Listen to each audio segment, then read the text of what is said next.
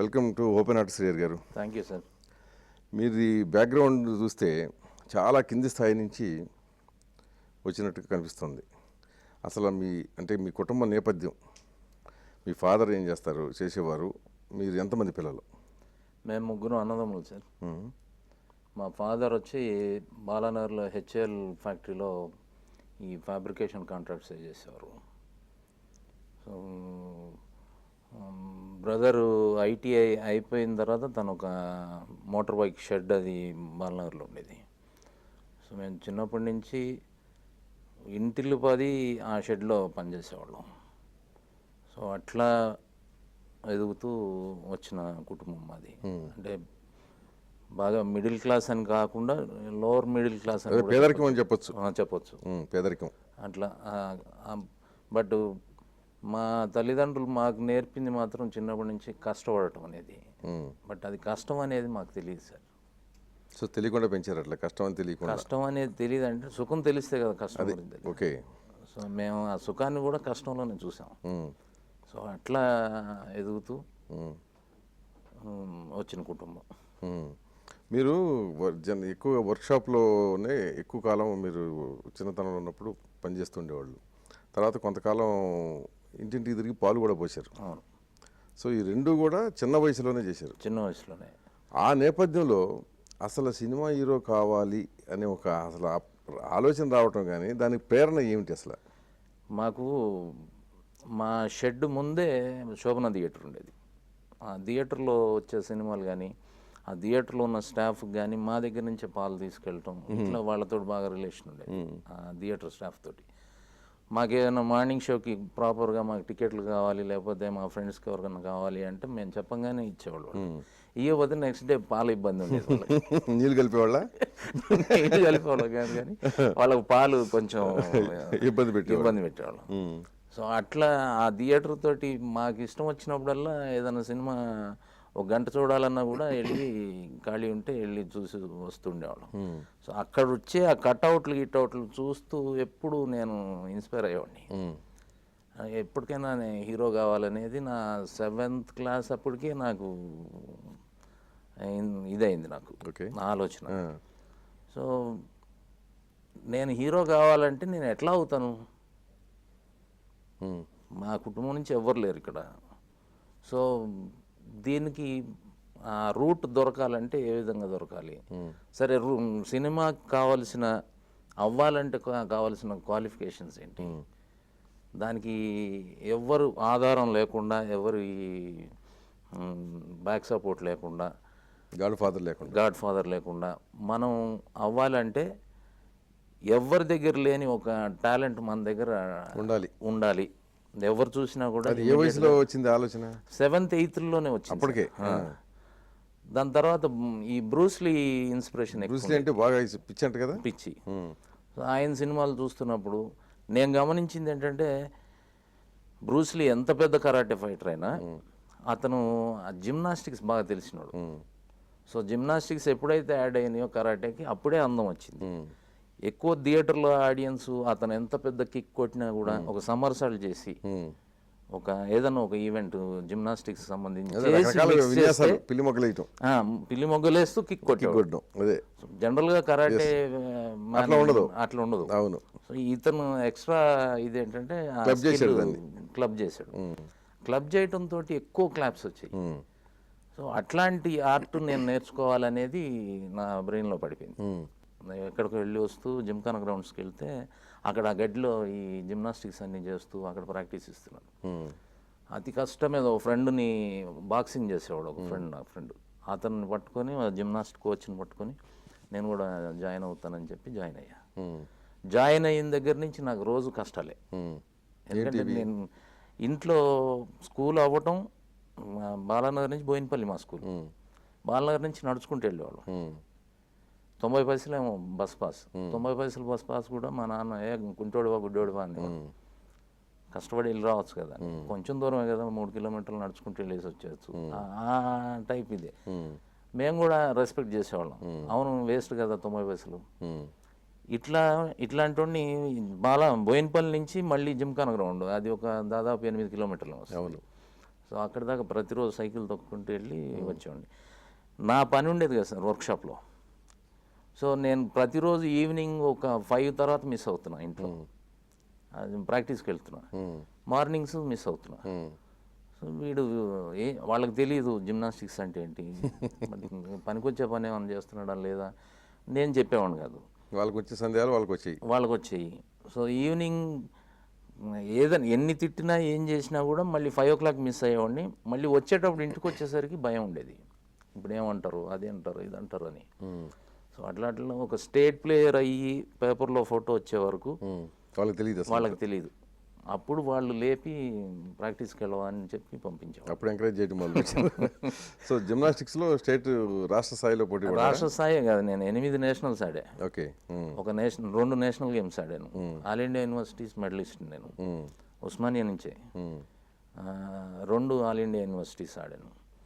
So ఇట్లా 86 ఒక్క international ప్లేయర్ని అవ్వాలనేది చాలా పెద్ద కోరిక నాకు. సో సియోల్ ఏషియన్ గేమ్స్లో ఫైనల్ క్యాంప్ దాకా ఉన్నాను నేను. ఆ ఫైనల్ క్యాంప్లో మళ్ళీ సౌత్ నార్త్ అని వీటిల్లో కట్ అయ్యాను. సో అప్పటికి 86 అయిపోయింది, డిగ్రీ అయిపోయింది. నా టార్గెట్ డిగ్రీ వరకే, తర్వాత ఇక సినిమాలు ట్రై చేయాలని. సో జిమ్నాస్టిక్స్ వదిలేసాను. అప్పటి నుంచి సినిమా. ఇప్పుడు అంటే బ్రూస్లీ మీద ఉన్న పిచ్చి అభిమానంతోనే కండలు పెంచడం. అదే మన స్క్రీన్ మీద మనం ఉంటే ఆడియన్ అయి మన మీదకి రావాలి. సో మన మీదకి రావాలంటే ఒక స్పెషాలిటీ ఏదైనా ఒకటి ఉండాలి. సో ముందు అప్పట్లో చూస్తే హీరోలు కండలు ఉండేవి కాదు, ఈ 6 ప్యాక్లు గొడవ లేవు. అప్పటికే నాకు ఫుల్ 6 ప్యాక్స్. అదేనే అంటున్నా. సో అది అప్పటికి ఒక ప్రత్యేకత అయ్యింది. యాక్షన్ చెయ్యటం అంటే ఎంత పెద్ద రిస్క్ అయినా కూడా డూప్ లేకుండా చేయడానికి సిద్ధంగా ఉన్నారు. వచ్చేవాడిని. ఆ రోజు శోభనా థియేటర్ దగ్గర కటౌట్లు, వేరే హీరోల కటౌట్లు చూసి నా కటౌట్ కూడా ఎప్పుడోకప్పుడు ఇక్కడ ఉండాలి అన్న కళ్ళగంటమే ఒక చాలా పెద్ద సాహసం ఇది, ఎందుకంటే బ్యాక్గ్రౌండ్ బట్టి. సో అల్టిమేట్గా అది ఒక ఆస్పెక్ట్. 2 అది ఆ కళలు కనటం అనేది పగటి కళ కూడా కావచ్చు, కానీ ఆ కళ కనటానికి దారి తీసే పరిస్థితులు కొన్ని ఉంటాయి వాటిని సాధించుకోవాలంటే. మీకున్న పరిస్థితులను బట్టి చూస్తే ఏంటంటే ఇంట్లో కూడా సరైన స్థలం లేని పరిస్థితులు వర్క్షాప్లో ఎక్కువ పడుకునేవాళ్ళు కదా. అవును సార్. సో వర్క్షాప్లో పడుకునే వాళ్ళ పరిస్థితులు ఉన్నప్పుడు అంటే అంత ఒక రకంగా పేదరికం. వర్క్షాప్ కూడా ఎట్లా ఉండేదంటే అండి, చెక్కది పైన రేకులు కూడా లేవు. ఆ చెక్క పీసెస్ మధ్యలోంచి నీళ్లు గారి 3 అన్నదమ్ములు అక్కడ ఈ బెంచెస్ మీద పడుకునేవాళ్ళు.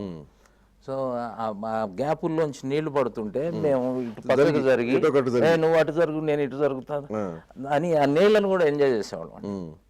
సో మీరు కష్టాలను ఎంజాయ్ చేయటం చిన్నప్పటి నుంచి ఇదేం కర్మ మనకి అని ఏ రోజు అనుకోలే.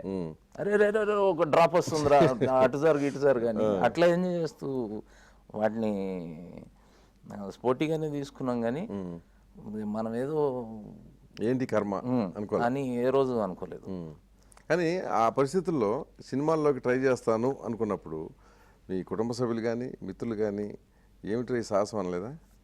అంటే అది న్యాచురల్గా ఎవరికైనా మన వల్ల ఏమవుతుంది, వీడు ఎక్కడికి వస్తాడా అని ఫ్రెండ్స్ కూడా. బట్ ఫ్రెండ్స్ నేను జిమ్నాస్ట్ని అయిన తర్వాత మాత్రం వాళ్ళకి వీడు ఏదో ఒక రోజు రీచ్ అవుతాడు కాన్ఫిడెన్స్ వచ్చింది. అందరూ మాత్రం ఇచ్చేసేవాళ్ళు. నేను ఫస్ట్ సినిమా చేసే వరకు కూడా ఇంట్లో మనకు అవసరమా అనే ఫీలింగ్లో ఉన్నారు.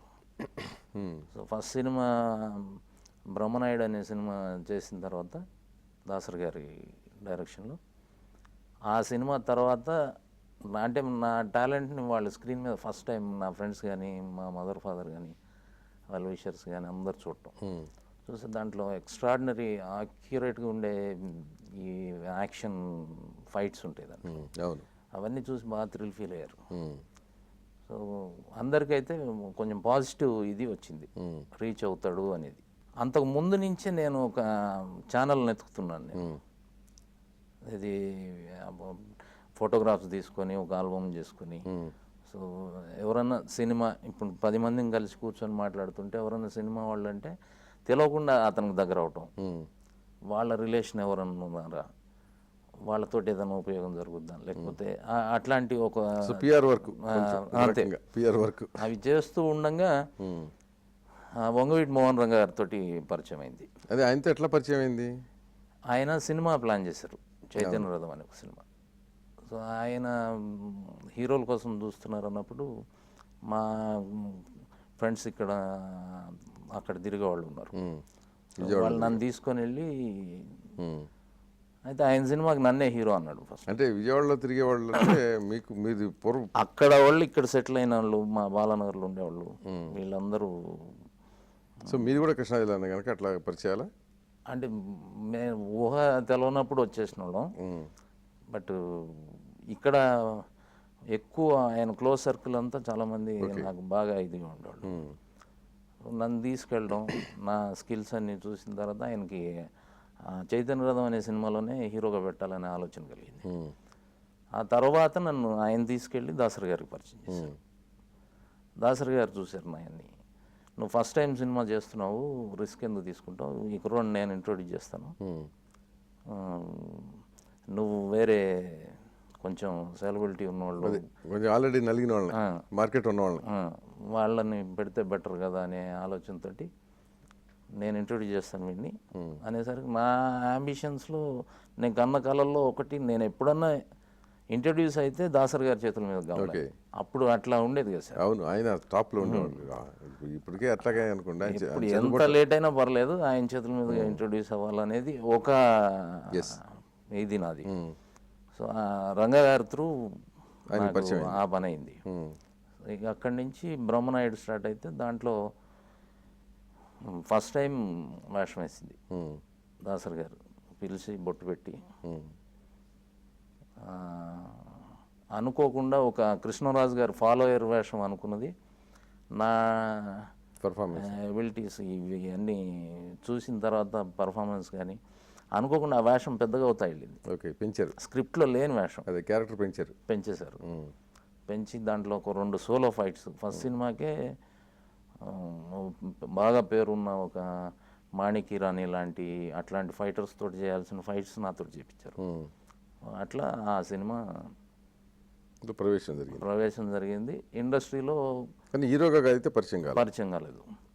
బట్ దురదృష్టవశాత్తు ఆ సినిమా అంత బాగా వాడలేదు, ఫెయిల్ అయింది బ్రహ్మనాయుడు. తర్వాత ఇక ఆయన నేనే హీరోని చేస్తాననే ఫీలింగ్లో ఆయన దగ్గర వెయిట్ చేయటమే ఒక 4-5 ఇయర్స్ అక్కడే శిష్యరికం. ఈ మధ్యకాలంలో ఎక్కడ ఫ్రస్ట్రేషన్ రాలేదా? లేదు. అంటే మీకు హిట్ సినిమా రౌడీ ఇన్స్పెక్టర్, అవును, మీ కెరీర్ ప్రారంభంలో ఫస్ట్ 100 days ఫిల్మ్, అంతే కదా? సో అది రావడానికి 10 ఏళ్ళు పట్టింది ఇండస్ట్రీలో అడుగుపెట్టి. అవును, ఏది మీరు చెన్నై రైలు ఎక్కి వెళ్ళి రౌడీ ఇన్స్పెక్టర్గా ప్రజల్లోకి రావడానికి 10 సంవత్సరాల వ్యవధి, అంటే చాలా పెద్ద. బాలకృష్ణ గారు హీరో దాంట్లో. సో చాలా పెద్ద లాంగ్ పీరియడ్ కింద లెక్క. అంటే అసలైన వయసు కూడా అయిపోయి, అంటే ఫస్ట్ షీల్డ్ తీసుకున్న సినిమా అది. అప్పటికి సినిమాలు చిన్న క్యారెక్టర్, సబ్ క్యారెక్టర్స్ కానీ ఒక విలన్ రేంజ్కి రీచ్ అవుతున్నాం. బట్ హిట్ అనేది ఫస్ట్ ఇది. అదే నేను అది విలన్ క్యారెక్టర్లో చిన్న విలన్ క్యారెక్టర్లో వేసారు. హీరోలుగా అవుదామని చెప్పి వెళ్ళి చిన్న క్యారెక్టర్లు వేయాలనిపిస్తున్నప్పుడు సహజంగా మానసికంగా వేదనకు గురి ఉండాలి కదా. అది వేదన అయితే పడలేదండి, బట్ నేను రీచ్ అవుతానని ఒక అది తెలియదు, కాన్ఫిడెన్స్, ఒక మొండి నమ్మకం. ఇప్పుడు ఎవరైనా మనకిచ్చిన వేషమే నేను హీరో అనుకునేవాడిని. నా వేషం, నేను ఎస్ బాస్ వేషం వేసిన నేనే హీరో, ఆ వేషం నాకు హీరో, అట్లా ఉండేవాడిని. డైలాగ్ చెప్పని వాళ్ళు కూడా వాళ్ళ దగ్గర మనం ఎస్ బాస్ వేషం వేస్తున్నప్పుడు నేనైతే ఇట్లా చెప్పేవాడినే, నాకు డైలాగ్ రావట్లేదు, డైలాగ్ రాని అతనికి డైలాగ్ ఇచ్చి తిప్పలు పడుతున్నారు. ఇట్లాంటి ఎక్కడన్నా ఫీల్ అయితే ఉండొచ్చు కానీ, బట్ నిస్పృహ అనేది మాత్రం ఎప్పుడు దరికే రాలేదు. నేను రీచ్ అవుతా అనుకుంటూనే వచ్చా. బహుశా ముందే హీరో అయి ఉంటే ఇప్పటి వరకు ఇండస్ట్రీలో ఉండేవాడిని కాదేమో సార్. ఎందుకంటే ఈ చిన్న వేషాలు వేసుకుంటూ బాగా నేర్చుకున్నాను, అనుభవం వచ్చింది. అన్ని వేషాలు నేను ప్రూవ్ చేసుకుంటూ. లౌక్యం కూడా వచ్చిందా? అది పుట్టుకతోటి ఉంది. అది అంటే మీ సినిమాల్లో మీ క్యారెక్టర్ని చూస్తే మీకు లౌక్యం ఉంటుంది అనుకోరు, ఎందుకంటే గోడ గుద్దుకునే క్యారెక్టర్. సో బయట శ్రీహరి అందుకు భిన్నం. అవును, బయట జనరల్గా ఇప్పటికీ పిల్లలు నా దగ్గరికి చాలా భయపడతారు, చాలా ఆలస్యంగా దగ్గరకు వస్తారు. అదే భయపడతారు కొద్దిగా. వచ్చినాక వెళ్ళరు. అట్లాగే ఎవరైనా కొత్త వాళ్ళు ఫ్రెండ్షిప్ చేసినా కూడా ముందు అమ్మో అనే ఫీలింగ్లో ఉంటారు. తర్వాత దగ్గరకు వచ్చినాక నేను ఏదో అనుకున్నాను, ఇంత సున్నితమైన మనసు అని అనుకోలేదు, ఇట్లాంటి కాంప్లిమెంట్స్ ఇస్తారు. తర్వాత ఈ సినిమాకి అంత బాగా యాక్ట్ చేయడానికి కూడా ఎవరైనా అంత రోల్లో మనం పరకాయ ప్రవేశం చేయాలంటే అట్లాంటి మనస్తత్వం ఉన్న వాళ్ళకే ఎక్కువ ఛాన్స్ అని నేను ఫీల్ అవుతాను సార్ పర్సనల్గా. సున్నిత మనసుకి. ఎందుకంటే వాళ్ళకి అంత నచ్చితేనే అంత అవుట్పుట్ రాగలుగుతుంది. ఓకే, అది మెకానికల్గా కాకుండా మనసుతో చేయాలి, లేకపోతే మనసు ఉండాలి. దాన్ని ఎంత మనం డైజెస్ట్ చేసుకుంటే అది నచ్చితేనే కదా డైజెస్ట్ అయ్యేది. లేకపోతే అట్లాంటి గుణాలు ఉంటేనే మనకి ఇంజెక్ట్ అవుతుంది. అప్పటికప్పుడే అన్ని రసాలు పలికించాలంటే, అవును, సో మనకు అది ఎంత ఇంజెక్ట్ అయితే అప్పుడే కామెడీ చేస్తాను నేను, అప్పుడే కళ్ళెర చేసి అంటే మళ్ళీ ఆడిటోరియం గ్రిప్లోకి వస్తుంది. అవును, అట్లాంటి అదృష్టం చాలా తక్కువ మందికి ఉంటుంది. బట్ నేను అదృష్టవంతున్నా ఆ విషయంలో. ఓకే, ఇప్పుడు డి సినిమా చూడండి, దాంట్లో పంచెస్ అన్నీ కామెడీ ఉంటాయి, బట్ ఎక్కడ కళ్ళెర చేస్తే అక్కడ మళ్ళీ గ్రిప్లోకి వస్తుంది అటు. అట్లా మగధీర అల్టిమేట్ పేరు తెచ్చిపెట్టింది నాకు. మొత్తం మీ కెరీర్ మొత్తానికి అదే వన్ ఆఫ్ బెస్ట్. ఇక మళ్ళీ అట్లాంటి వేషం దొరకదేమో, అది అదృష్టమే. సో అంతకుముందు ఎన్ని కామెడీ వేషాలు చేస్తున్నాను, మరి అట్లాంటి వేషం. ఒక కామెడీ క్యారెక్టర్తో హీరోగా ఒకటి చేశారు కదా, సినిమా పేరు thank you Subbarao. Thank you Subbarao. అది రాంగ్ అటెంప్ట్ చేసింది, బట్ నా నుంచి అంటే ఆంజనేయ స్వామి గద లేకుండా ఎట్లా ఉంటాడో అట్లా ఉంటుంది ఆ సినిమా. సో భిన్నమైన శ్రీహరి. గద లేకపోతే ఆంజనేయ స్వామికి అందం ఉండదు. అదే అసలు ఊహించుకోవడం కష్టంగా ఉంటుంది. అది నా లక్ ఏంటంటే దాని ఇమీడియట్ భద్రాచలం కుదిరింది. అసలు లేకపోతే నాకు విధంగా ఎక్కువ షేక్ చేసింది ఆ సినిమా. ఏ వేషం చేసినా, ఎన్ని సినిమాలు ఫ్లాప్ ఇచ్చినా ఆర్టిస్ట్గా నేను ఫెయిల్ కాలేదు. ఓకే, యాజ్ ఎ యాక్టర్ నేను ఫెయిల్ కాలేదు. ఒకవేళ అట్లా ఫెయిల్ అయిన రోజు యాక్టింగ్ మానేస్తాను. అంతేనా? అంతే. మీరు నిజ జీవితంలో పోలీస్ ఇన్స్పెక్టర్ కావాలని కొంతకాలం కలగన్నారు. అవును కదా. అంటే నేను అట్లీస్ట్ ఒక 3-4 years అన్న మా ఇంట్లో గవర్నమెంట్ జాబ్ చేసిన వాళ్ళు ఎవ్వరు లేరు. సో ఒకటి డిగ్రీ కంప్లీట్ చేయాలి, 2 ఇంత కష్టపడి జిమ్నాస్టిక్స్ కోసం, అంటే పండుగలు లేవు, పబ్బాలు లేవు, ఏమీ లేవు, ఎప్పుడు ప్రాక్టీస్ అంటూ దానికోసం అంత కష్టపడ్డాం. నేషనల్ ప్లేయర్ని అయ్యా. నన్ను చూసి చాలామందికి వాళ్ళు ఇన్స్పైర్ అయ్యే విధంగా తయారయ్యాను. సో జిమ్నాస్టిక్స్ ఇంత కష్టపడడం వల్ల ఏం చేయగలిగావు అని ఎవరన్నా క్వశ్చన్ వేస్తే దాంతో ఏం సాధించావంటే దాంతో నేను స్పోర్ట్స్ కోటాలో జాబ్ కూడా సంపాదించాలని ఆఫీస్ టైంకి వెళ్ళి 1-2 years అన్న చేసి ఫిల్మ్లోకి వెళ్ళిపోవాలని. నేను ఇంటర్ అయిన తర్వాత ఆఫర్స్ వచ్చినాయి. ఇక్కడ పోలీస్లో టీం ఉంది, జిమ్నాస్టిక్స్ ఉంది. అవును. సో ఎస్ఐ ఇస్తామన్నారు. లేదు నేను సర్కిల్ ఇన్స్పెక్టర్ అయితే వస్తాను. డైరెక్ట్గా ఎవరుగా స్పోర్ట్స్ కోటా అని. అంత తెలియలేదు కదా మనకున్న దీనికి. వాళ్ళ టీంకి ఏదైనా స్పెషల్ ఉంటే వాళ్ళకి స్పోర్ట్స్ కోటాలో ఇచ్చేయచ్చు. ఓకే, అల్టిమేట్ పర్ఫార్మర్ ఉంటే కనుక వాళ్ళు తీసుకుంటారు. అడిగితే అది కష్టం అన్నారు. తర్వాత రైల్వేస్లో ఆల్మోస్ట్ రిక్రూట్ అయ్యా. రైల్వేస్లో కూడా ఉంది టీం మాకు జిమ్నాస్టిక్స్ది. ఆ ఫైనల్ దీనికి వెళ్తున్నప్పుడు గుంటూరు నుంచి మా కొలీగ్ ఒక అతను ఉండేవాడు, జిమ్నాస్టే. బాగా పూర్ వాళ్ళు. ఇంకా నేను జాయిన్ అయితే అతనికి పోతుంది. నాకు పర్మనెంట్గా చేసే ఆలోచన లేనుండి కదా నేను. సో అవకాశం అతనికి ఇచ్చారు. నేను వద్దనుకుంటే తనకి అతను రిక్రూట్ అవుతాడు. అట్లా అది డ్రాప్ అయిపోయాను. సో గవర్నమెంట్ ఉద్యోగం చేసే యోగం లేకుండా పోయింది. లేకపోతే ఏమో దాంట్లో సెటిల్ అయిపోయి ఉండేవాళ్ళేమో. గవర్నమెంట్ డబ్బు తినే. అదే డబ్బు తినే యోగం లేదు. మీకు సినిమా ఇండస్ట్రీలో దాసరి కాకుండా ఇంకెవరైనా గాడ్ ఫాదర్ ఉన్నాడా? దాసరి గారు కాకుండా ఎవరు గాడ్ ఫాదర్ లేరు సార్. ఎవరు లేరు. ఇక ఓన్లీ సపోర్టర్ అప్పటికి అయినా. అంటే గాడ్ ఫాదర్ లేకపోయినా మంచి గురువు ఉన్నాడు నాకు దాసరి గారు. అదే ఆయన గురువు గాడ్ ఫాదర్ అన్నీ ఆయన రెండు. ఇక ఆయన తప్పితే ఇంకా రెండో మనిషి చెప్పడానికి లేరు. అసలు ఇండస్ట్రీలో ఆప్తులు లేరా? ఆప్తులు ఉన్నారు సార్. ఇక్కడ వచ్చినాక డెవలప్ అయిన వాళ్ళు. మీరు ఎదిగాక ఎదక్క ముందు లేరు. నాకు ముగ్గురు బాగా నా లైఫ్లో మంచి అడ్వైస్లు ఇచ్చిన వాళ్ళు. దాసరి గారే హీరోని చేస్తారని నేను అక్కడే అప్పటికి బయట వేషాలు వస్తున్నా నేను రిజెక్ట్ చేస్తూ ఎప్పటికైనా హీరో అవుతానంటూ ఒక 4-5 years దాసరి గారి దగ్గరే నేను ఉండటం. ఒకరోజు నారాయణమూర్తి గారు కలిశారు నాకు ఆ కాంపౌండ్లో. కలిసి, బాస్ మీరు బ్రహ్మనాయుడులో అవన్నీ చేశారు, ఆయనే కదా నువ్వు అన్నాడు. అవునండి అన్న. నేను ఆ సినిమా చూసి షాక్ అయిపోయాను. ఒక స్పార్క్ వచ్చింది ఇండస్ట్రీకి. అతను ఎక్కడికో వెళ్తాడని ఆశపడ్డాను. ఇంకా మీరేంటి అంటే, గురుగారు ఆయన ఇంట్రొడ్యూస్ చేస్తా అన్నారండి. పక్కకు పిలిచాడు ఆయన. అప్పుడు మా గురువుగారు కొంచెం గ్రాఫ్ కొంచెం ఫ్లక్చువేషన్ ఉంది, ఓకే, డౌన్లో ఉంది. ఆయన పక్కకు పిలిచి,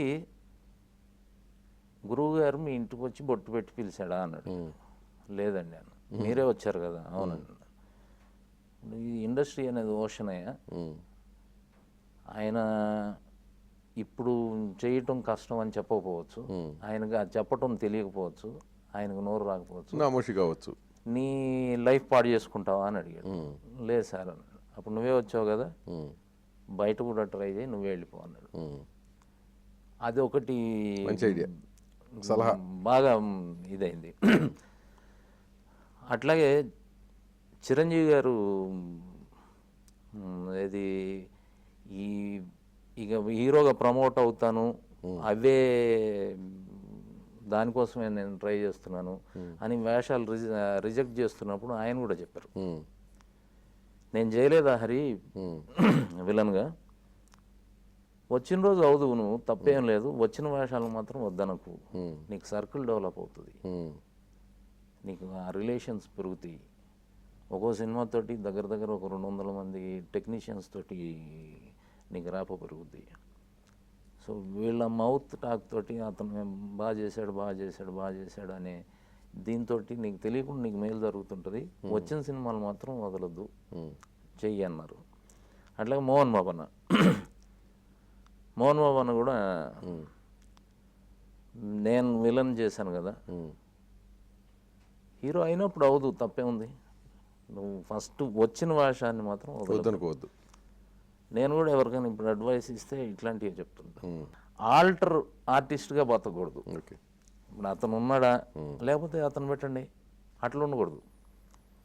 సో వేషం రైటర్ రాసేటప్పుడు మన పేరుతోటి రాసే స్థాయికి మనం ప్రమోట్ అవ్వాలి. ఓకే, మీరు కళ్ళకన్నా శోభనా థియేటర్ దగ్గర మీ కటౌట్ పెట్టారా? పోలీస్ సినిమా ఫస్ట్ శోభనలో ఆడించుకున్నారా? అంటే వాళ్ళు మీ చాయిసా వాళ్ళ చాయిసేనా? లేదు, అది అప్పుడు భయంకరమైన స్లంప్లో ఉందండి ఇండస్ట్రీ. చిన్న సినిమాలకి అసలు మనుగడ లేదు. మళ్ళీ నా పోలీస్ సినిమాతోటే భయంకరమైన ఓపెనింగ్స్, మయూరి డిస్ట్రిబ్యూషన్ చేశారు. ఎవరికి ఇండస్ట్రీకి అర్థం కాలేదు ఆ ఓపెనింగ్స్ ఏంటి అని. విపరీతమైన రిటర్న్స్ తోటి ఫస్ట్ పోలీస్ సినిమాకి అంత గొప్ప ఓపెనింగ్స్ వచ్చినాయి. ఎవ్రీ థియేటర్ రిటర్న్స్ తోటి ఉంది హైదరాబాద్ మొత్తం ఎంటైర్ ఆంధ్రప్రదేశ్. ఎట్లా ఇంత ఓపెనింగ్స్ వచ్చినాయి, ఫస్ట్ సినిమాకే ఇతనేంటి అనే స్థాయికి డిస్కషన్స్.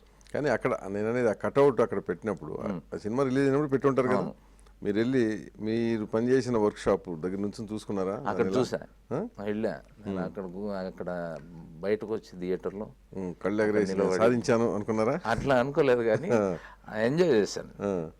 నా కళ నెరవేరింది. నెరవేరింది. ఇది పగటికల కాదు, నిజం.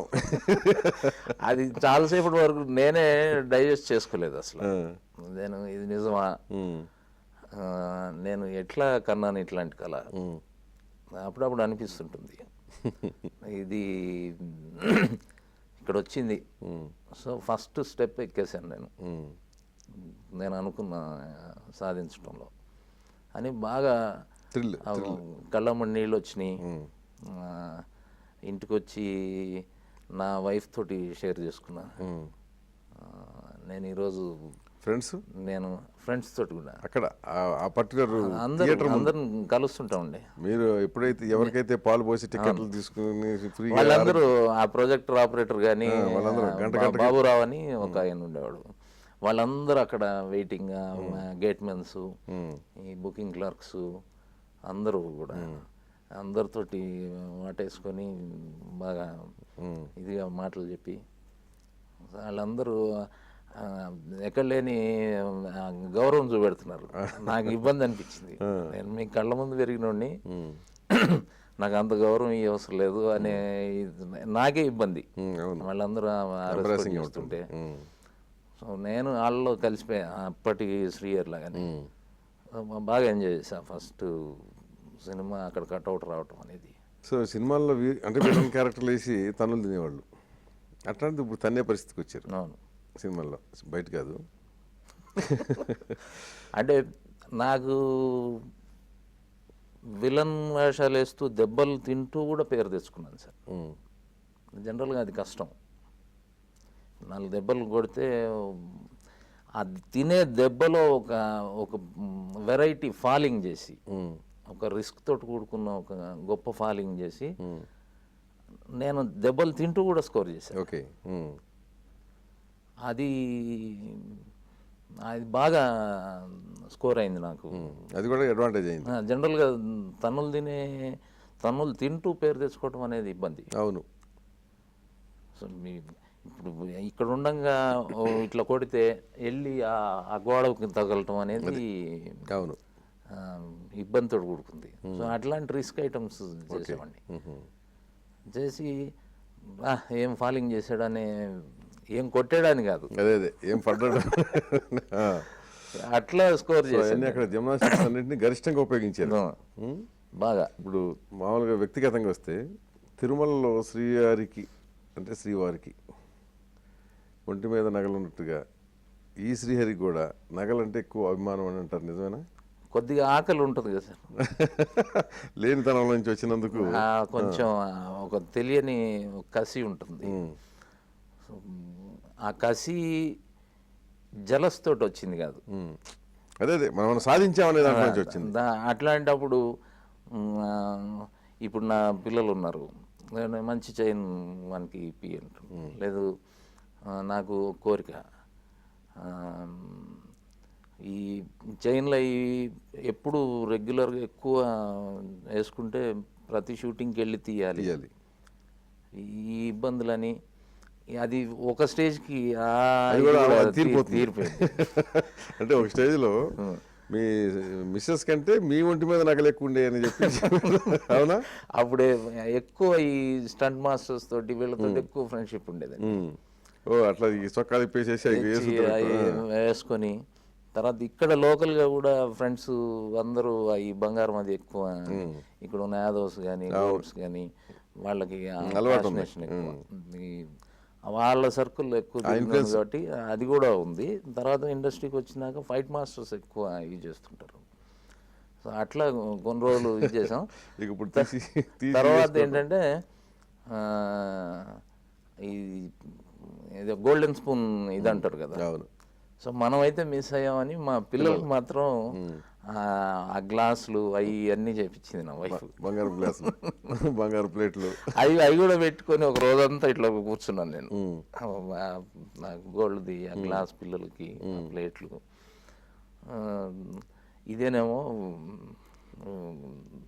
బాన్ విత్ గోల్డెన్ స్పూన్ అంటే ఇదే అనుకుంటా. అప్పుడు అర్థమైంది నాకు. మీరు అక్షర ఫౌండేషన్ అని ఒకటి పెట్టారు కదా, ఏంటి అసలు దానికి, ఏంటి, వాట్ ఇస్ ద రీజన్?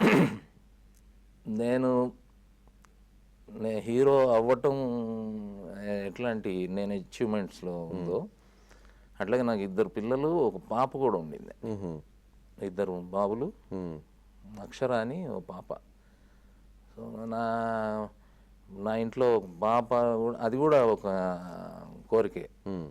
2 బాబులు, కోరిక ఒక పాప ఉండాలని. సో దేవుడు కలిగించాడు.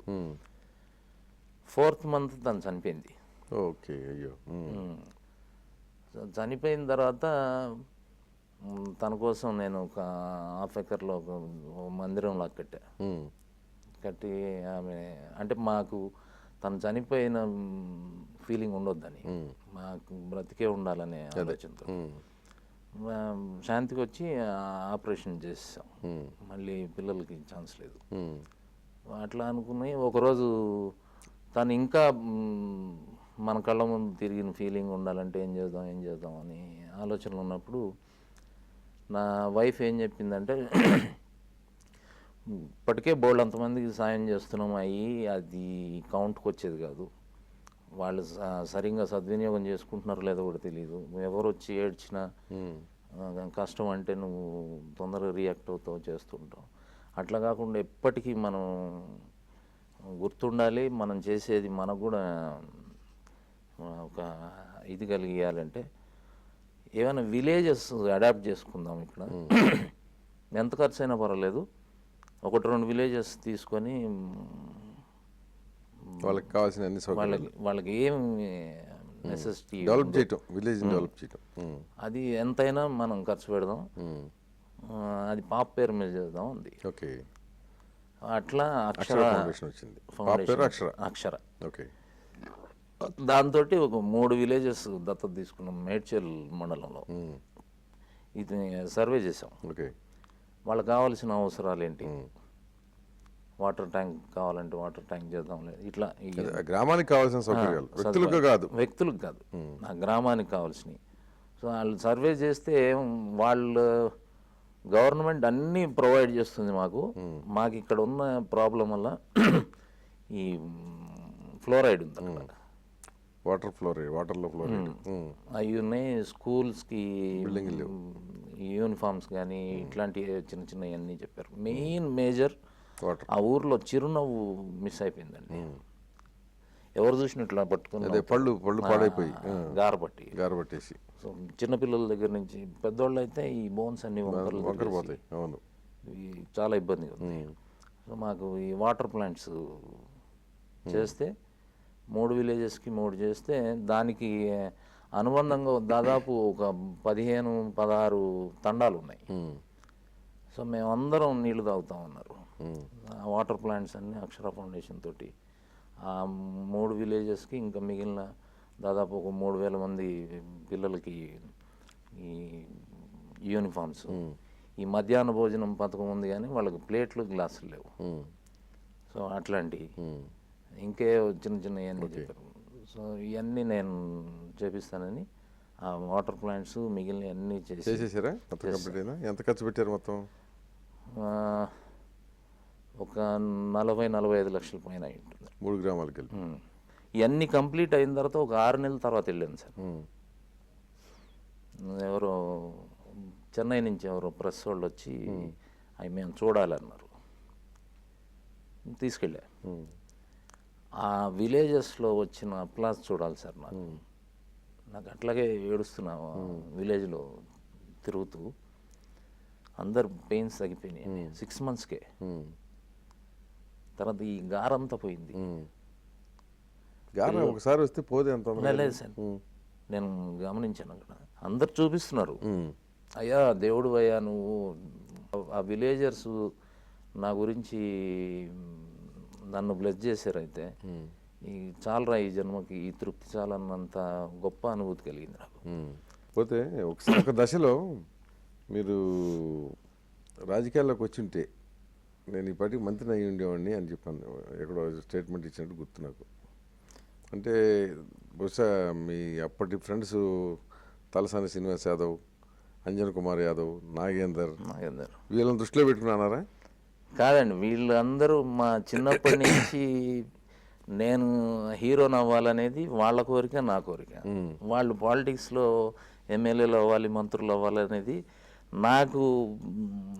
వాళ్ళకి తెలిసిన సర్కిల్ ఎవరైనా సినిమా వాళ్ళు ఉంటే, మా శ్రీయర్ ఉన్నాడు,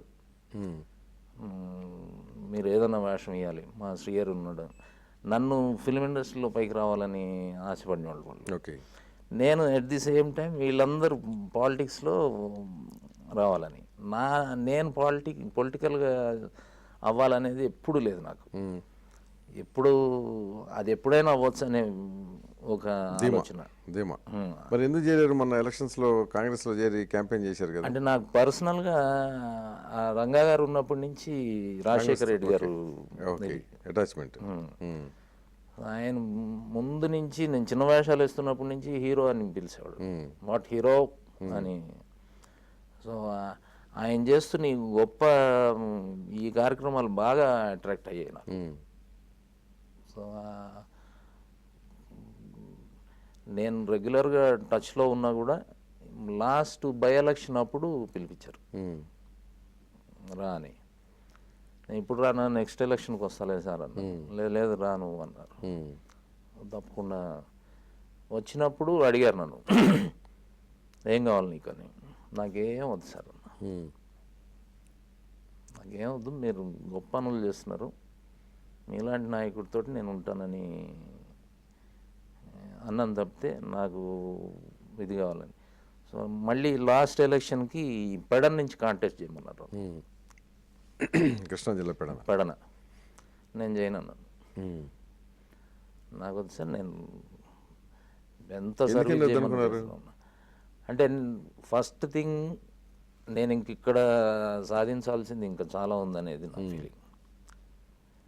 తర్వాత అటు ఇటు చేయటంతో చెడ్డ పేరు తెచ్చుకోవడం ఇష్టం లేదు. రెండు పడవల మీద కాళ్ళు పెట్టి దట్టు వెళ్ళి ఆ కృష్ణా జిల్లాలో ఎక్కడో ఒక దగ్గర చేసి నేను ఇక్కడ ఉంటూ మా ఎమ్మెల్యే కనబట్లేదు, మా నాయకుడు కనబట్లేదు అని పేపర్లలో వేసి కోర్టులో వేయించుకొని అట్లా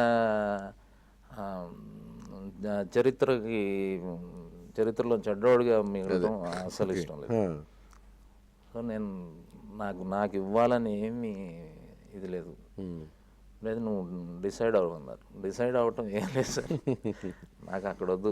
మీకు అంత ఇది అనిపిస్తే నాకు సిటీలో ఎక్కడ చేయండి, లేకపోతే కూడా నో ప్రాబ్లం. అది చెప్పేశాను. అట్లాగే ఆయన కూడా బాగా ఫీల్ అయ్యాడు. ఆయన ఎవరైనా ఎక్కువ సెల్ఫిష్నెస్ ఉంటుంది. టికెట్ ఇస్తానంటే వద్దంటాడు, ఇతను ఎవరైనా అనలేరు కదా. సో ఆయన నాకు పొలిటికల్గా నా ఫ్రెండ్స్ అన్ని పార్టీల్లో ఉన్నారు, పెద్ద పొజిషన్లో ఉన్నారు. నాకు ఆ ఇబ్బంది ఏం లేదు. నేను అన్నీ చూశాను. అన్నట్టు ఇప్పుడు మీరు మామూలుగా ఇంతకుముందు ఈ గ్యాంగ్తో ఉన్నప్పుడు గొడవలు పడేవాళ్ళని, అంటే పైల్వాన్ లాగా హైదరాబాద్లో. అది అంటే శ్రీనివాస్ యాదవ్, నాగేందర్, అంజన్ కుమార్ యాదవ్, మీరు అంటే మీరు గ్రూపులుగా ఉన్న కొంచెం చిన్న సైజు దాదాగిరి చేసేవాళ్ళని. అంటే చిన్నప్పటి నుంచి కలిసి చదువుకున్న వాళ్ళు అండి అందరూ. నాది వచ్చి నా స్పోర్ట్స్ ఫీల్డ్. కానీ స్పోర్ట్స్ ఫీల్డ్ అంటే ఇప్పుడు స్టేడియంలో ప్రాక్టీస్ చేస్తుంటే ఉన్న గేమ్స్ అన్ని గేమ్స్ అక్కడ ఉంటాయి. సో దాంట్లో బాక్సింగ్ వాళ్ళు ఉంటారు, రెజ్లర్స్ ఉంటారు, కరాటే వాళ్ళు ఉంటారు. సో వీటిల్లోంచి కొంతమంది ఈ సెక్షన్కి ఉండేవాళ్ళు ఉంటారు. సో ఈ జనరల్గా ఈ ఎక్సైజ్ ఫీల్డ్లో ఉన్నప్పుడు అసలు ఎవడేమన్నా అంటే ఒకటి కొడదాం అనే అసలు డబ్బులు చేస్తుంటాం. అసలే కండలు పెంచి ఉన్నాయి. అట్లా కొందరు ప్రొఫెషనల్ రౌడీస్ అయిపోయిన వాళ్ళు కూడా ఉంటారు. హనుమాన్ చాలా మంది రౌడీలు తయారవుతుంటారు ఇట్లా. బట్ అతను రౌడీ అవ్వకముందు ఫ్రెండ్ మనకి. సో అట్లా ఒక పెద్ద స్లాట్ ఇట్లా ఆ సెక్షన్లో ఉన్న వాళ్ళు కూడా మా అందరు క్లోజ్ ఉండటంతో ఈ గొడవలు అనే ఇది. బట్ వాళ్ళు రౌడీలు కాకముందు నుంచి ఫ్రెండ్స్ మేము. ఎప్పుడన్నా ఎవరన్నా కొట్టారా? ఈ ఇక్కడ హైదరాబాద్లో ఎక్కువ ఇంటెన్షన్గా కొట్లాడుకోవటాలు ఉండవు సార్.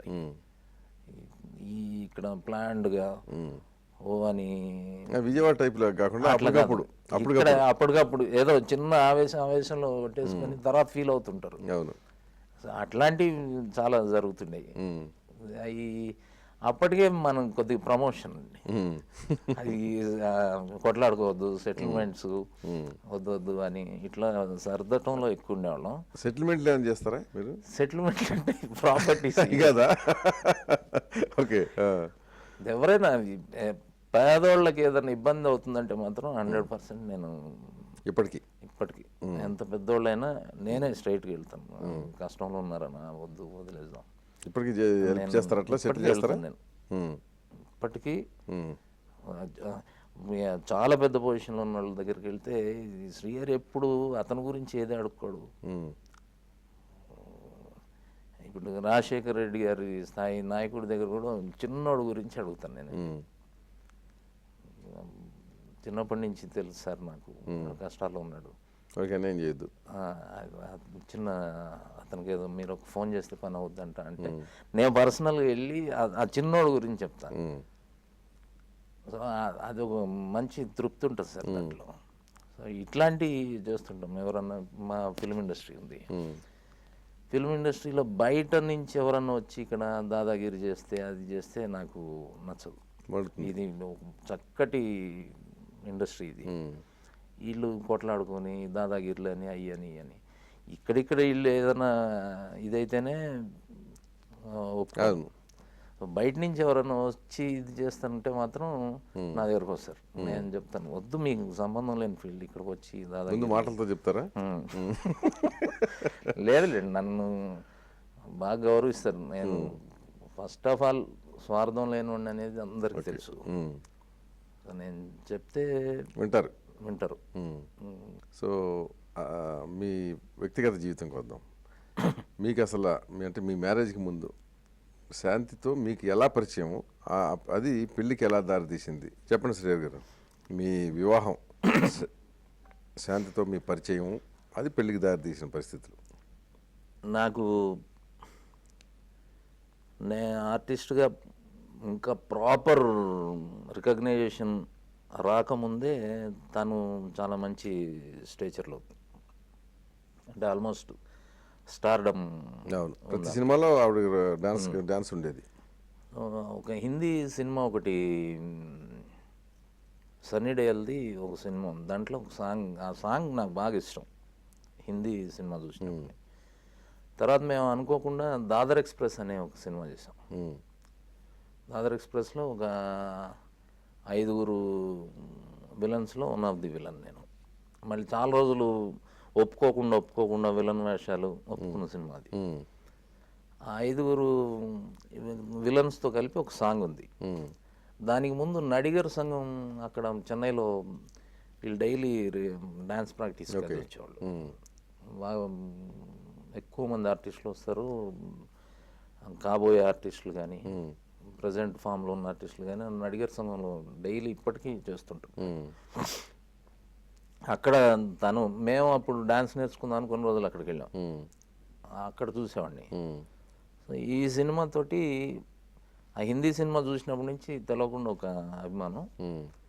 ఈ సినిమాతోటి కొంచెం దగ్గర అయ్యాం దాదర్ ఎక్స్ప్రెస్ తోటి. తర్వాత అనుకోకుండా ఒకసారి వాళ్ళ ఇంటికి వెళ్ళడం జరిగింది.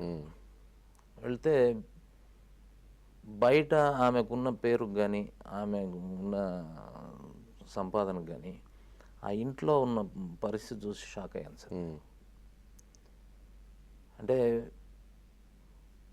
ఒక చిన్న రూమ్లో ఎంటైర్ ఫ్యామిలీ ఉంటున్నారు వాళ్ళు. 8 మంది అన్నదమ్ములు కానీ అక్క చెల్లెలు కానీ అందరినీ తండ్రి ఈ అమ్మాయి పోషిస్తుంది. వాళ్ళ ఫాదర్ చనిపోయిన తర్వాత వాళ్ళ ఫాదర్ చాలా పెద్ద హీరో ఆనందన్ అని, ఎంజీఆర్ సమకాలికుడు. ఓకే. విజయపూరి వీరన్ ఆనందన్ అంటే బాగా వెరీ ఫేమస్. ఆ స్వర్డ్ ఫైట్ కానీ, ఆ మజిల్ ఇది కానీ, డాన్స్ కానీ చాలా ఆయనకి ఎంజీఆర్ గారికి టఫ్ ఫైట్ ఇచ్చిన హీరో. సో ఆయన ఏదో సొంత సినిమాలు తీసి అవి తీసి ఆర్థికంగా నలిగిపోయి అట్లా ఈ కుటుంబంలో ఈ అమ్మాయి థర్డ్ డాటరు. చిన్నదైనా కూడా మొత్తం కుటుంబాన్ని వాళ్ళ ఫాదర్ చనిపోయిన తర్వాత ఈమె భుజాన్ని వేసుకొని, సో ఆ వాల్యూస్ అన్నిటితోటి అప్పుడు ఎక్కువ ప్రేమ మొదలైంది. ఓకే. అంత చిన్న రూమ్లో ఉండాల్సిన అవసరం ఏంటి? ఆవిడ అంత సంపాదించేవాళ్ళు కదా, దాదాపు ప్రతి సినిమాలో ఆవిడ డ్యాన్స్ ఉండేది. అవును. వీళ్ళు ఇంత పెద్ద కుటుంబానికి ఆమె తెచ్చినట్టు అయిపోయేది. వాళ్ళ నాన్న ఉన్నప్పుడు వాళ్ళ మేనేజర్స్ ఎవరో మోసం చేసి మొత్తం ఓవర్ ది నైట్ సినిమా కథలాగా అయిపోయింది, ఇదైంది. సో ఇంత ఇది చేస్తూ కూడా వాళ్ళు కింద పడుకొని వాళ్ళందరితోటి ఆడుకోవటం కానీ, ఆ పిల్లల్ని చూడటం కానీ, అందరు పెళ్ళిళ్ళకి ఇది చేయటం కానీ నాకెందుకో నా మనస్తత్వానికి సూట్ అవుతుంది అనిపించింది. సో నేను 10 మంది గురించి ఆలోచన చేసే తత్వం ఉంది కాబట్టి మేము ఇద్దరం కలిస్తే చాలా బాగుంటుందనే ఆ క్వాలిటీస్ అన్నీ నాకు ఎందుకో నాకు బాగా ఇష్టం అనిపించింది. నేను అడిగా పెళ్లి చేసుకుందామని. వాళ్ళ మదర్ తోటి అడిగి చెప్పిన తర్వాత నేను నా సొంతంగా నిన్ను ఫస్ట్ క్లాస్ లగ్జరీస్లో పెట్టగలిగిన రోజు నేను పెళ్లి చేసుకుంటా. అంటే నాకంటూ ఫ్లాట్ ఉండాలి, కారు ఉండాలి, నిన్ను ఏసీలో పెట్టాలి, సో ఇంత బ్యాంక్ బ్యాలెన్స్ ఉండాలి, ఇట్లాంటి ఆలోచనలు ఉన్నాయి నాకు. నేను ఇచ్చిన బట్టలతోటి నా దగ్గర రావాలి. ఇప్పటి వరకు ఏమేమి సంపాదించుకున్నారో ల్యాండ్స్ అవి ఉన్నాయి, అవన్నీ వాళ్ళకి ఇచ్చేసి సెటిల్ చేసేసి. సో ఇవన్నీ జరగాలంటే దాదాపు ఒక 5-6 సంవత్సరాలు అనేది మినిమం పడుతుంది. సో 5-6 ఇయర్స్ తర్వాత పెళ్లి చేసుకుందాం అన్నట్టుగానే. సో నీ కమిట్మెంట్స్ అవుతాయి, నేను కూడా అనుకున్న సాధిస్తాను. సో అట్లా అనుకొని దాదాపు ఒక 7 ఇయర్స్ ఎవ్రీ ఆల్టర్నేట్ డేస్ లేకపోతే వీక్లీ వన్స్ కలిసిన ఇండస్ట్రీలో మాత్రం ఎవ్వరికి తెలియదు సార్. అట్లా అందరూ తెలిసిన తర్వాత కొందరు ఆలోచనలు ఏమిటంటే అమ్మాయి డబ్బంతా కొట్టేస్తాడు, ఈడు తెలియగలవాడు, ఈడు రౌడీ, ఈడు ఇవన్నీ డబ్బులన్నీ లాక్కొని పంపించేస్తాడు, ఇట్లాంటి ప్రచారం చేశారు. కానీ యాక్చువల్గా కట్టుబట్టలతో తెచ్చుకున్నారు. నేను ఇచ్చిన కట్టుబట్టలతో నేను ఇచ్చిన బంగారంతో నువ్వు రావాలి అట్లాగే తెచ్చుకున్నా. ఆ తర్వాత మా ఇంట్లో చెప్పటం, మా ఇంట్లో ముందు నుంచి చెప్పాను కదండి, వీడు ఆలోచించిందే ఏది చేయడు, చెడ్డ పని చేయడు, చెడ్డ పేరు తెచ్చే పనులు చేయడు. సో వాళ్ళకి ముందు నుంచి కాన్ఫిడెన్స్, నీ లైఫ్ నీ ఇష్టం అన్నారు. అట్లా మ్యారేజ్ చేసి ఫ్లాట్ కొనుక్కొని ఒక కారు, ఏసీలు అన్నీ సెట్ అయిన తర్వాత పెళ్లి చేసుకున్నారు, తీసుకొచ్చు. కానీ సినిమాల్లో నటించడం లేదు ఎందుకని? మీ సొంత సినిమాల్లో కూడా నేను తన్ని ఫస్టే చెప్పాను సార్, యాక్ట్ చేయమని చెప్పను, చేయొద్దని చెప్పను, అది నీ ఇష్టం. ఓకే, ఆవిడ చాయిస్. నేను చేస్తాను అంటే నేను వద్దను, చేయను అంటే చేయమని చెప్పను. అది నువ్వు కరెక్ట్గా ఏది అనిపిస్తే అది చెయ్యి. నాకు ఇన్ని సంవత్సరాలు చేసి నేను ఖాళీగా కాకుండా నేను డాన్స్ క్లాస్ అన్న చేసి కొంతమంది స్టూడెంట్స్ని తయారు చేస్తాను అంతే. అట్లా కొన్ని రోజులు పిల్లలు పుట్టక ముందు వరకు డాన్స్ క్లాస్ ఓపెన్ చేసాం. చాలామంది స్టూడెంట్స్ తయారయ్యారు. తర్వాత పిల్లల తర్వాత ఇక అమ్మాయి నాకు వద్దు, నా పిల్లలకు దూరం అవుతున్నా అంటే నీ ఇష్టం, అది క్లోజ్ చేస్తాం. ఆ తర్వాత ఇంకేమి వాళ్ళతోటే సరిపోతుంది. అంతేగా, నేచురల్లీ. ఇప్పుడు మీరు బయటకు వస్తే చాలా తరచుగా ఆవిడ ఫోన్ చేస్తారనేది ఒకటి, అంటే అది అతి ప్రేమ అనుమానమా? అంటే అతి ప్రేమలోంచి వచ్చే అనుమానం వేశారు. అంతేనా? ఎవరిని ఎత్తిపోతారేమో శ్రీహరిని. అంటే తనకు తెలుసు చిన్న పొసెసివ్నెస్ ఉంటుంది. ఆ, ఆ, నన్ను వదిలేసి వెళ్ళావనే కుళ్ళుతో కూడా ఫోన్లు చేస్తుంటాను. మరి ఎప్పుడన్నా చిరాకు రాదా? ఒకవేళ ఏదైనా బిజీగా ఉండొచ్చు, లేదా ముఖ్యమైన సంభాషణలు జరుగుతుండొచ్చు. అంటే నేను ఎట్లా అడ్జస్ట్ అయ్యాను అట్లాగే నాకు తెలిసిన సర్కిల్ కూడా అర్థం చేసుకున్నారు తనతోటి. ఎవరికి వచ్చినట్టుంది చూడు ఫోన్ మేడం దగ్గర, చెప్పు ఇక్కడ ఉన్నామని చెప్పి అంటారు. అందరూ సర్కిల్ మొత్తానికి అది కదా అర్థం చేసేసుకున్నారు. అవసరమైతే సాక్ష్యానికి వాళ్ళు కూడా చెప్తారు, మేము కూడా పక్కనే ఉన్నాం. సాక్ష్యాలు దాకా లేదు. ఇప్పుడు ముందున్నంత లేదులే సార్. ఓకే, తగ్గిందా? తగ్గింది. ఫోన్లు దాంట్లో అయితే ఇప్పటికీ 4-5 ఫోన్లు వచ్చాయి. అంతేనా? ఇప్పుడు మీరు ఇప్పటికి కూడా కింద కూర్చొని భోంచేస్తారంట కదా? మా ఇంట్లో లాన్లో కూర్చొని కింద కూర్చొని ఎక్కడంటే అక్కడే, డైనింగ్ టేబుల్ మీద కాకుండా. ఎందుకని? అది ఎక్స్ట్రాడినరీ ఫీలింగ్ ఉంటుంది సార్. అంతేనా? భూమికి కాంటాక్ట్ ఎక్కువ ఉండాలి.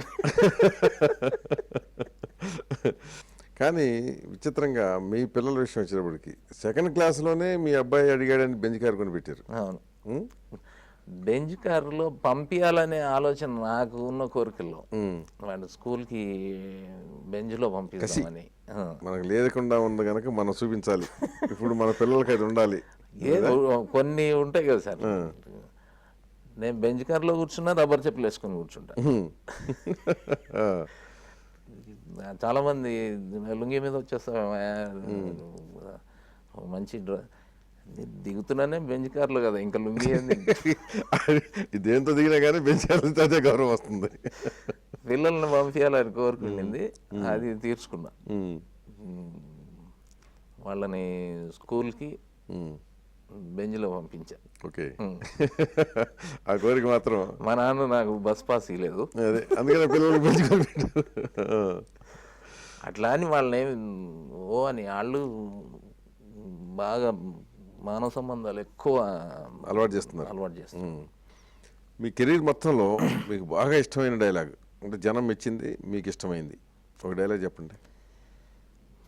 ప్రతి సినిమాలోనూ ఏదో ఒక డైలాగ్ కాయిన్ అనేది విలన్గా ఉన్నప్పటి నుంచి కానీ, కామెడీ విలన్గా ఉన్నప్పటి నుంచి కానీ ప్రతి క్యారెక్టర్కి నేను ఒక గెటప్ ఫస్ట్ డైరెక్టర్ చెప్పినా చెప్పకపోయినా నేను డిజైన్ చేసుకునేవాడిని. సార్ నేను ఇక్కడ దాకా మడత పెడతాను ఈ వేషానికి, లేదా మేసం కొంచెం ఇట్లా తిప్పుతా, లేదా మధ్యలోంచి దూతా, చెవుకు పోగు పెట్టుకుంటా, లేకపోతే ఈ గెటప్కి ఎక్కువ శ్రద్ధ తీసుకొని ఏదో ఒకటి నేనే బనియన్, లేకపోతే వాళ్ళు ప్రొవైడ్ చేయడం, లేకపోతే ఇంకేదో జిమిక్ చేయటం, అట్లా ఏదన్నా గెటప్కి బాగా శ్రద్ధ తీసుకున్నాడు. గెటప్కి ఎంతైతే శ్రద్ధ తీసుకునేవాడినో అట్ ది సేమ్ టైం ఆ క్యారెక్టరైజేషన్కి ఏదన్నా ఒక మాడ్యులేషన్, స్లాంగ్ మాట్లాడటం, ఏదో ఒక మాడ్యులేషన్ కూడా అంతే ఇంపార్టెన్స్ ఇచ్చేవాడిని. దాని తర్వాత ఒక మ్యానరిజం మాత్రం, ఫిజికల్ మ్యానరిజం పెట్టేవాడిని, డైలాగ్ మ్యానరిజం కూడా పెట్టేవాడిని. ఫిజికల్గా ఇప్పుడు ఇట్లాంటివి ఏదో ఒకటి, ఇట్లా కూర్చుంటే ఇట్లా అంటాం, ఇది లాగటం, ఇట్లా అంటాం, ఇట్లాంటి ఫిజికల్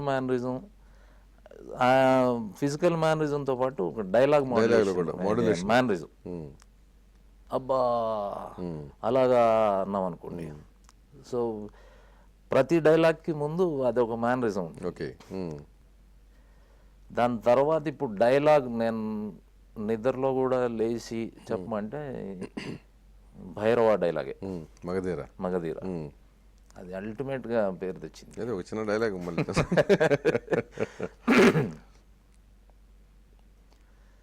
భైరవ, కమ్ముకుంటున్న ఈ కారు మబ్బులు నిన్ను మింగేశాయని వెర్రవీగుతున్నాయిరా, కానీ వాటికి తెలియదు నువ్వు ఉదయించే సూర్యుడు అని. ఈరోజు నువ్వు అస్తమించొచ్చుగాక, కానీ ఏదో ఒక రోజున ఓడిపోయిన నీ ప్రేమను గెలిపించుకోవటానికి ఈ చీకటి కడుపును చీల్చుకొని మళ్ళీ పుడతావురా Bhairava. As a artist Magadheera అనేది అంత గొప్ప తృప్తినిచ్చింది సినిమా. రాజమౌళి గారు శ్రీహరితో సినిమా తీయాలంటే సపోజ్ నేనే తీయాలనుకుంటే ఎంత పే చేయాలి? నాకు రేట్ అంటూ ఏం లేదు సార్, ఫ్రీగా కూడా చేయొచ్చు నేను, నాకు ఇష్టం అనిపిస్తే. అట్లా కూడా ఉంటుందా? అవునా? నేను కొంచెం, నాకు తిక్క కొంచెం ఎక్కువ, తర్వాత చూసుకుందాంలేండి అని అనొచ్చు. ఇప్పుడు అవసరాలు ఏమన్నా ఉంటే దాని వరకు కూడా నేను అడగచ్చు. లేదు బ్యాంక్ బ్యాలెన్స్ బాగానే ఉందంటే అడగకపోవచ్చు. నాతో ఆ ఇబ్బంది ఏమి ఉండదు. సో గంజి నుంచి బెంజి చూశారు.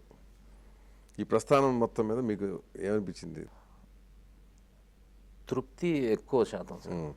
అసంతృప్తి అనేది ఇప్పుడు నేను చెప్పాను కదా, ఇప్పుడు నాకు ఆ డాటర్ లేని ఫీలింగ్, అట్లాంటి ఇవి తప్పితే ఏదైనా కూడా ఇంకా నేను అనుకున్నవి రీచ్ అవుతాననేది, కటౌట్ దగ్గర ఎట్లయితే మన కళలు నెరవేర్చుకుంటూ వచ్చామో అన్నీ అట్లాగే సాధించేంటి. మీది ఏమో ఇండస్ట్రీ ఏమో అమితాబ్ బచ్చన్ చేయాలని చూస్తుంది. అమితాబ్ బచ్చన్ గారు స్లాట్, నాకు అప్పుడే అమితాబ్ బచ్చన్ అవ్వటం ఇష్టం లేదు. మొన్న ఎవరు అంటున్నారు, నీకేమయ్యా అమితాబ్ బచ్చన్ స్లాట్ అంతా కొడుతున్నాను. ఎంఎస్ రాజు గారు తీసుకెళ్ళాము, అన్నం చేశాడు ఇండస్ట్రీకి. అందరు నువ్వు వస్తానంటే నువ్వు వద్దంట. నా వేషాలు నేను చేస్తూ మళ్ళీ అన్నగా ఒక